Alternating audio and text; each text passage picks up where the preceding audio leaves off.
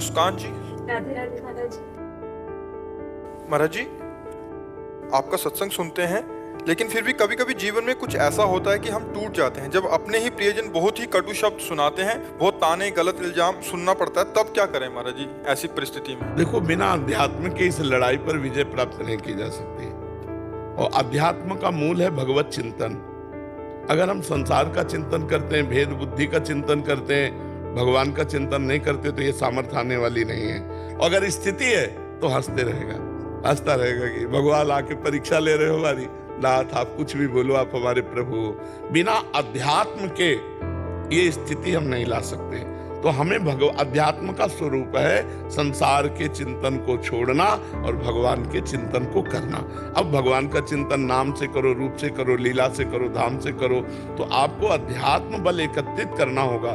तभी आप अपमान से, निंदा से, तिरस्कार से, छल कपट से, दूसरे के द्वारा दिए गए दुख से आप उबर सकते हैं। नहीं तो पूरा संसार इसी में पिस रहा है। अध्यात्म बल क्या है महाराज? बताया ना, संसार का चिंतन छोड़ना और भगवत चिंतन करना। वो इसलिए हमने नाम शब्द नहीं कहा कि भगवत चिंतन में जो तुम्हें रुचे, भगवान की लीला कथा सुनना, भगवान का नाम कीर्तन करना, भगवान के रूप का ध्यान करना, भगवान की पूजा करना, भगवान के भक्तों की पूजा, ये सब अध्यात्म के अंतर्गत आता है। बिना अध्यात्म बल के हम इन द्वंद्वों पर विजय प्राप्त नहीं कर सकते।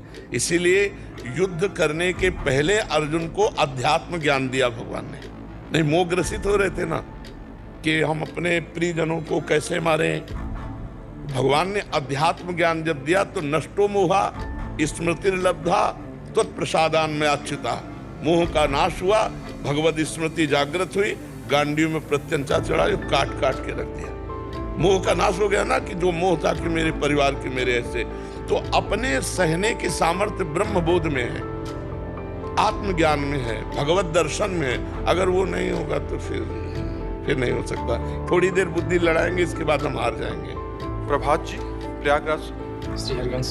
श्री हरिवंश महाराज जी। महाराज जी, कबीर साहब जी कहते हैं, पोथी पढ़ पढ़ जग मुआ, पंडित भया ना कोई, ढाई आखर प्रेम के पढ़े सो पंडित हुई। महाराज जी, इसमें बाबा क्या कहना चाहते हैं? बाबा कह रहे हैं कि खूब शास्त्रों का ज्ञान है, लेकिन भगवान से प्रेम नहीं हुआ तो ज्ञान किस काम का। मान लो 18 पुराण कंठस्थ हैं, चारों वेद कंठस्थ हैं, और भगवान से प्रीति नहीं हुई या आत्म प्रेम जागृत नहीं हुआ, तत्वबोध नहीं हुआ, फायदा क्या हुआ? आप सब पढ़े हैं। तब जैसे गधे की पीठ में चाहे ईंट लाद दो, चाहे चंदन लाद दो, चाहे वेद लाद दो, उसको केवल भार वहन करना है। ऐसे बुद्धि में पुराणों को कंठस्थ कर लिया, लेकिन भगवान से प्रीति नहीं हुई तो बेकार। ढाई आखर प्रेम के पढ़े सो पंडित हो, अर्थात जिसके हृदय में ढाई अक्षर प्रेम ये जागृत हो गया, वो सब कुछ प्राप्त कर लिया।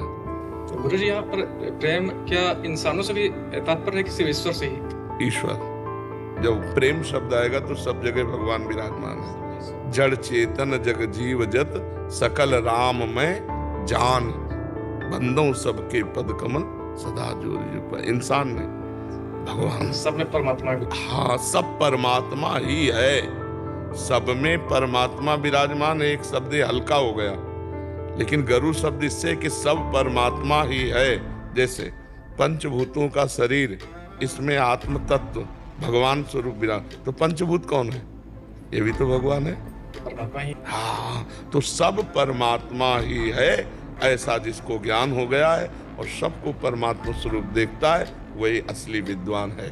विद्या विनय संपन्ने ब्राह्मणे गविहस्तनी, स्वनीचय सुपाके चा पंडिता समदर्शिना। पंडित माने ज्ञानी, वही पंडित है जो सब में समदर्शन करता है एकमात्र भगवान का। कुत्ते में, हाथी में, चांडाल में, ब्राह्मण में, सब में वो एक ही परमात्मा को जो देखता है, वही उत्तम ज्ञानी है। महाराज, उसके कर्म से कोई मतलब नहीं है यहाँ पर कि वो कैसा निगेटिव कर्म कर रहा है, पॉजिटिव कर रहा है। आप फिल्म देखा है? जी देखा है सर। तो जिसमें खलनायक बनता है वो पर्सनल में कैसा होता है? क्या ऐसा होता है? नहीं होता ना। ये आपको पता है ना, तब आप मनोरंजन करते हैं ना। ऐसे ही पर्सनल में वो परमात्मा है, रोल कर रहा है 3 गुणों का, तमोगुणी हिंसक क्रूर, रजोगुणी भोगी विलासी, और सतोगुणी सात्विक अच्छा साधु महात्मा। तीनों रोल कर रहा है, वो है नहीं। वो कैसा है, जब जान जाओगे तो तुम भी वैसे हो जाओगे। सोई जाने जे देव जनाई, तो जानत तुम्हें। हाँ, बात समझ रहे ला। वो नाटक कर रहा, जगन नाटक वही भवा। एक परमात्मा इतने रूप धारण करके अलग अलग नाटक कर रहा। पहचान लो तो मुक्त हो जाओगे, नहीं पहचाने तो गए। कोई सूझ वाली आंख ने पहचान की कि कण कण में झांकी भगवान की। अगर पहचान लो तो मुक्त हो गए, नहीं पहचान ले तो बंधन को प्राप्त हो गए। हाँ, गेम है, संसार एक गेम है। हाँ, खेल में अगर निपुणता पूर्वक पार कर जाओ तो जीवन मुक्त महापुरुष हो गए, नहीं फंस गए तो फिर आवागमन, फिर भटको। पुनरपि जननम पुनरपि मरणम पुनरपि जननी जठरे सैनम। लखन सिंह जी बीकानेर से। जय श्री राधे महाराज जी। श्री हरिवंश महाराज जी, खुद का खुद से मिलन कैसे हो? पहले मानी संख्या, अगर सवाल हल करना है तो पहले मानी संख्या आत्मस्वरूप गुरुदेव, गुरुदेव की शरण में हो गए और उनके द्वारा दिए हुए नाम मंत्र का जप किया तो अज्ञान का नाश हुआ। तो पता चला कि हमारे और परमात्मा के बीच में अंतर क्या था, कि जैसे हमारे बीच में दर्पण रख दे तो एक हम ये दिखाई दे रहे हैं और दूसरा उसमें दिखाई दे रहा है। तो ये जो द्वैत दिखाई दे रहा है उसका कारण दर्पण है। जहां दर्प घसीट लो तो एक रह गया ना। तो जानत तुम्हें तुम्हें हो जाए। तो जो भ्रम द्वैत का था वो दर्पण की तरह था। जो द्वैत का भ्रम था, अज्ञान, अविद्या, और जो ये अज्ञान खत्म हुआ तो खोजने के लिए जब हम चले और जब वो मिला तो खोजने वाला नहीं रहा। खोजने के लिए जब हम चले और जब वो मिला तो खोजने वाला नहीं रहा, क्योंकि जो मिला वही खुद था। पानी में मीन पियासी मोई सुन सुनी आवे हासी, कवि साहब का है। हाँ, पानी में मीन पियासी वही सुन सुनी आवे हासी। समझ पा रहे बच्चा? गुरु, उसके लिए गुरु की जरूरत होगी। बिल्कुल, बिना गुरु के अगर तुम परब्रह्म को प्राप्त कर ले तो हमें बता दो। चाहे शिव विरंच सम होई, गुरु बिनु भव निधि करे न कोई। सेवा कुंज गए बच्चा? निधिवन गए हो? तो अगर जैसे सेवा कुंज नहीं गए, रंगनाथ जी नहीं गए, और कई स्थान है, इसके लिए गाइड चाहिए कि नहीं चाहिए? कोई बताने वाला चाहिए। हाँ, ये गली चाहिए, यहाँ से ऐसे मुड़ जाओ, देखो वो सेवा कुंज है, वो अमुक जगह है। तो गुरु क्या है? हमें पर अध्यात्म का गाइड है। हाँ, जो हमको सही मार्ग में ले जा करके वो अनुभव कराता है।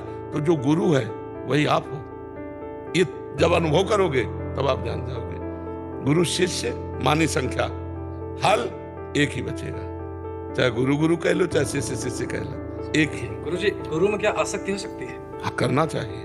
बहुत ज्यादा आसक्ति हो जाए तो उसका साइड इफेक्ट? नहीं, साइड इफेक्ट नहीं। जो आसक्ति कपिल भगवान उसमें भागवत में वर्णन किए हैं कि जैसे हम संसार में आसक्ति करते हैं तो बंधन का कारण होता है। अगर हम उसे संत और गुरु में आसक्ति करें तो मोक्ष का खुला हुआ द्वार है। अगर हम परमात्मा में आसक्ति करते हैं तो हमें बंधन तो नहीं, साइड इफेक्ट तो नहीं। तो गुरु साक्षात परब्रह्म, तस्मै श्री गुरुवे नमः। तो परब्रह्म में आसक्ति साइड इफेक्ट नहीं। आप ही को मान ले। मानी संख्या तुम्हारे हाथ में, कुछ भी मान लो। पत्थर में मान लो, पेड़ में मान लो, कहीं भी मान लो, किसी में भी मान लो, साक्षात परब्रह्म। हाँ, देखो संगमरमर ही तो है ना, जो चरणों में भी बिछा रहता है वो भी तो संगमरमर होता है ना। और लेकिन जब उसकी मूर्ति बना दी गई, हमने मान लिया कि हमारे भगवान, तो भगवान की पूजा करने मात्र से उसका कल्याण होने लगता है और भगवान को प्राप्त हो जाता है। पूजा कर रहा पाषाण की और भाव आ रहे हैं भगवान के। तो मानी संख्या से हो गया ना। तो अगर हम किसी पुरुष में मान ले, स्त्री में मान ले, पेड़ में मान ले, पशु पक्षी में मान ले, तो भगवान सर्वत्र हैं। जहां मानेंगे वही। अपने यहाँ पीपल पूजा जाता है नहीं, बरगद पूजा जाता है नहीं। हाँ, तो भगवान मान के तो पूजा होती है ना। तो भगवान मान के अगर इसे भगवान मान लो और रात दिन इसी के मेरे भगवान, यहाँ भगवान प्रकट हो जाएंगे। खंबे में भगवान प्रकट हो गए कि नहीं? प्रहलाद जी के द्वारा। हाँ, कहीं भी मान लो, फिर गुरु तो भगवान है ही है। गुरु भगवान तो है ही है ना। ममता जी सिरसा से। राधे राधे।